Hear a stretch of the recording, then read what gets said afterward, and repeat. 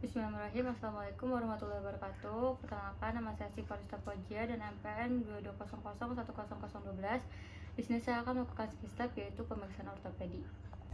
Bismillahirrahmanirrahim. Assalamualaikum warahmatullahi wabarakatuh. Baik Ibu, perkenalkan saya Dr. Syifa sedang menjaga di unit kelas 9 pada hari ini ya Ibu. Sebelumnya saya izin untuk mengkonfirmasi identitas Ibu terlebih dahulu dengan Ibu Ana berusia 40 tahun, jenis kelamin perempuan, alamatnya di Bandung dan tanggal lahirnya 20 Agustus 2001. Baik Ibu, saya izin bertanya, punten Ibu, untuk pekerjaan Ibu apa ya? Baik Ibu rumah tangga. Baik Ibu, saya izin untuk sambil mencatat. Jadi Ibu untuk keluhannya apa ya Ibu? Oh baik, keluhannya di lutut ya Ibu, sakit di sebelah kanan. Baik Ibu, saya izin untuk mencatat. Ibu kalau boleh tahu sakitnya udah berapa lama? 1 bulan. Baik Ibu. Ibu sebelumnya pernah berobat atau datang ke rumah sakit sebelumnya Ibu? Belum. Baik Ibu. Ibu kalau boleh tahu selain lututnya yang sakit, apakah ada keluhan lain Ibu? Baik, Ibu pernah jatuh dari motor, jadi Ibu sakit karena jatuh dari motor tersebut. Ibu kalau boleh tahu, jatuh dari motornya kapan ya Ibu? 1 bulan yang lalu. Ibu kalau boleh tahu lututnya itu sakitnya udah berapa lama Ibu? Dari 1 bulan yang lalu juga. Baik Ibu. Ibu kalau boleh tahu, posisi saat jatuh dari motornya itu posisinya bagaimana Ibu? Posisi duduk. Baik Ibu. Jadi Ibu, di sini saya izin untuk mengulangi keluhan Ibu, yaitu sakit di lutut kanan dan juga ada riwayat jatuh dari motor 1 bulan yang lalu ya Ibu. Baik Ibu. Ibu kalau boleh tahu, lututnya sakit sekali atau gimana? Sakit. Baik. Ibu kakinya ada rasa lemah atau Ibu jadi jalannya kurang stabil? Ada ya Ibu. Baik Ibu. Ibu kalau boleh tahu pas lututnya sakit tersebut ada rasa kaku atau bengkak? Ada. Baik Ibu. Ibu ada ngerasa tulangnya bentuknya jadi beda gitu Ibu? Ada. Baik Ibu, karena Ibu merasakan sakit dan juga ada kesulitan saat berjalan, ada ketidakstabilan juga.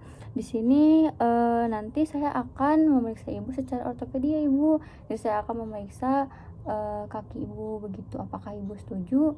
Baik Ibu setuju. Ibu boleh berbaring di meja pemeriksaan ya Ibu. Terima kasih Ibu.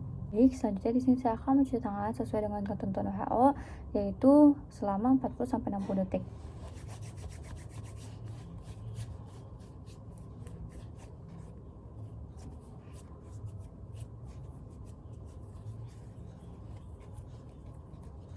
Setelah itu saya akan mengeringkan tangan dan juga saya akan menggunakan hand gloves. Dan jangan lupa sebelum menggunakan hand gloves dan mencuci tangan, kita harus menyingsingkan lengan baju terlebih dahulu dan jangan lupa untuk melepaskan aksesoris terlebih dahulu.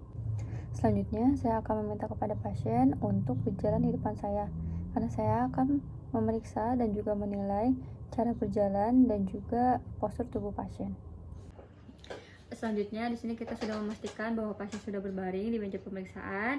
Yang pertama di sini kita memeriksa kulit. Apakah di kulit pasien itu terdapat memar? Apabila ada memar berarti mungkin ada trauma. Lalu luka, dari luka tersebut kita akan mengukur dari ukurannya, tepi dari lukanya, pangkal dari lukanya dan juga apakah ada kotoran dari luka tersebut. Lalu untuk bekas luka dari luka tersebut dan apakah ada perubahan warna. Lalu untuk bentuknya, di sini apakah luka tersebut bengkak atau tidak, lalu apakah kehilangan massa otot, dan biasanya kalau kehilangan massa otot itu nyeri atau ada ketidakmampuan atau kelemahan dari si kaki pasien. Lalu untuk deformitasnya di sini kita memastikan apakah tulang dari si pasien ini terdapat rotasi ataukah tulang pasien terlihat memendek. Lalu untuk kulitnya kita memastikan atau merasakan juga apakah kulit pasien itu terasa hangat atau terasa dingin, apakah terasa hangat dan dinginnya menyebar atau hanya lokalisasi di daerah tersebut. Lalu apakah dinginnya hanya di bagian tertentu, lalu apakah ada kelembutan dari lokasi pasien, dan juga kita menentukan garis luar dari tulang pasien yaitu perataan tulang normal, ditemukan benjolan atau tidak. Lalu pengukurannya perbedaan panjang dari si ekstremitas si kaki pasien atau dari bagian tubuh pasien. Lalu kita akan mengukur panjangnya dari ujung sampai ke malleolus medial. Ini malleolus medial. Lalu di sini kita akan mengukur panjang yang tapak dari umbilikus, dari luka pasien, lalu juga dari prosesus sifoid ke ujung malleolus medial. Lalu apabila nanti kita mencatat luka tersebut, ukuran panjang tersebut, apakah ada perbedaan panjang tungkai jika selisih lebih dari 1 cm dari kanan dan kirinya. Jadi di sini saya akan mulai mengukur dari malleolus medial sampai ke plastasi sigmoid. Seperti ini. Lalu setelah itu kita temukan tanda dari frakturnya, lalu palpasi pada area deformitas untuk menemukan krepitasi dan nyeri. Kita akan mempalpasi daerah yang deformitas. Lalu setelah itu, di sini apakah ada efusi sendi, palpasi sendi, dan tentukan apakah ada cairan atau edema atau tidak di bagian yang terdapat kelainan tersebut. Lalu untuk benjolannya kita akan menentukan dari ukuran, tepian, konsistensinya, mobilitas, dan juga tenderness dari si bengkak tersebut. Lalu untuk bagian distal di sini kita akan mempulsasi dari arteri dorsalis dan juga arteri tibial pedis. Kita akan mempulsasi. Lalu setelah itu kita akan merasakan sensasi dari rangsangan halus atau rangsangan kasar dan nyeri dan suhu. Lalu kita akan membandingkan sisi kontralateral dan juga proksimal. Selanjutnya di sini ada uji khusus, yaitu yang pertama apabila ada trauma atau cedera lutut kita akan menggunakan tes Grauer test, kolateral ligamen dan juga meniskus. Lalu apabila terdapat trauma di pergelangan kaki kita akan menggunakan tes Simmons. Yang pertama di sini saya akan mempraktikkan tes Grauer test anterior, yaitu yang pertama kita posisikan pasien telentang di meja pemeriksaan. Lalu setelah itu lututnya akan ditekuk 90 derajat. Seperti ini. Yang pertama, tempatkan tangan seperti ini, lalu tempatkan di tibia proksimal dengan jari-jari tangan seperti ini. Lalu setelah itu posisikan ibu jari ada di tuberositas tibia seperti ini. Lalu setelah itu minta pasien untuk rileks. Ibu rileks ya ibu. Lalu setelah itu tarik tibia ke depan seperti ini dan rasakan gerakan anterior tibia pada femur. Apabila ligamennya sehat, tidak akan ada gerakan yang signifikan. Apabila ada gerakan yang signifikan ke depan, itu menunjukkan adanya kelemahan atau ruptur ligamen dari ACL tersebut.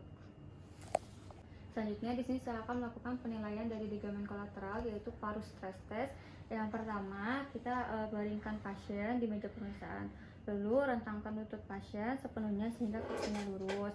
Lalu setelah itu pegang kaki pasien dengan tangan kiri pemeriksa seperti ini. Posisikan telapak tangan kanan ada di aspek medial dari lutut seperti ini. Lalu setelah itu dorong keluar dengan telapak tangan kanan sambil mendorong ke dalam dengan telapak tangan kiri seperti ini. Lalu apabila ligamennya sehat, seharusnya tidak ada kemungkinan haluksi atau aduksi dengan rasa sakit. Lalu jika ada kelemahan atau ruptur ACL, jari-jari pemeriksa akan merasakan adanya celah. Selanjutnya, di sini saya akan melakukan pemeriksaan, yaitu untuk penilaian ligamen kolateral atau uji stres valgus. Yang pertama di sini kita bandingkan pasien, lalu kita rentangkan lutut pasien sepenuhnya hingga lurus. Lalu setelah itu pegang kaki pasien menggunakan tangan kiri, lalu posisikan telapak tangan kanan di atas lateral lutut seperti ini. Lalu kita angkat, lalu dorong terus ke dalam menggunakan tangan kanan sambil mendorong keluar dengan tangan kiri seperti ini. Lalu apabila ligamennya sehat, seharusnya tidak ada kemungkinan haluksi atau aduksi dan rasa sakit. Jika ada kelemahan atau ruptur MCL, jari-jari pemeriksa harus dapat merasakan celah. Selanjutnya di sini saya akan melakukan tes kompresi apne. Yang pertama pasien dalam keadaan telungkup. Lalu lututnya ditekuk hingga 90 derajat seperti ini. Lalu setelah itu letakkan satu tangan di kaki, yang lainnya di tibia. Lalu tekan lututnya ke meja dan juga lalu tibianya putar ke internal atau eksternal. Kita tekan, lalu kita putar ke eksternal atau internal.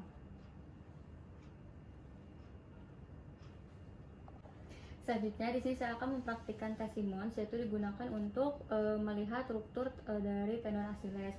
Yang pertama kita minta pasien untuk berlutut di meja pemeriksaan dengan kaki menggantung di tepinya seperti ini. Lalu kita akan memencet dan juga menekan dari betis pasien secara bergantian seperti ini. Seperti ini. Lalu untuk interpretasinya dari pemeriksaan tersebut, apabila pasien sehat, saat saya akan memencet dan juga memencet dari betis pasien, di sini pasien akan berkontraksi, yaitu akan melakukan plantar fleksi. Lalu apabila pasien ternyata tidak sehat, maka saat saya memencet dari betisnya tidak ada kontraksi dari plantar fleksi. Selanjutnya yaitu kita akan menentukan bidang abnormal dari kaki pasien. Kita akan menginterpretasikan kekuatan otot pada pasien. Yang pertama di sini kita akan mengangkat kaki pasien terlebih dahulu seperti ini. Lalu untuk M0 apabila diberi tekanan kaki pasien itu tidak ada kontraksi aktif seperti ini. Lalu untuk M1 apabila seperti itu akan terdapat kedipan atau ada kontraksi, ditemukan juga dengan menggunakan palpasi. Lalu untuk M2 yaitu kontraksinya sangat lemah, tetapi hanya bisa menghasilkan gerakan yang menyamping, tidak dapat melawan gravitasi. Lalu untuk M3 itu dapat menghasilkan gerakan yang melawan gravitasi saat diberi perlawanan seperti ini, jadi tidak langsung jatuh. Lalu untuk M4 dapat menghasilkan gerakan melawan gravitasi dan menambah kekuatan dari otot pasien tersebut dan dapat diberi perlawanan oleh pemeriksa, itu langsung jatuh setelah bertahan. Lalu untuk M5 yaitu kaki pasien ada kekuatan yang normal. Selanjutnya yaitu kita akan mendokumentasikan hal-hal seperti yang pertama tanggal dan waktu, hasil pemeriksaan, diagnosisnya apakah ACL, MCL, LCL, ACILES atau ruptur meniskus, fraktur atau ada dislokasi, terus juga memeriksa respon pasien terhadap prosedur, dan juga nama dokter penanggung jawab itu akan dicatat di rekam medis pasien. Alhamdulillah untuk skill pada hari ini sudah selesai. Terima kasih. Wassalamualaikum warahmatullahi wabarakatuh.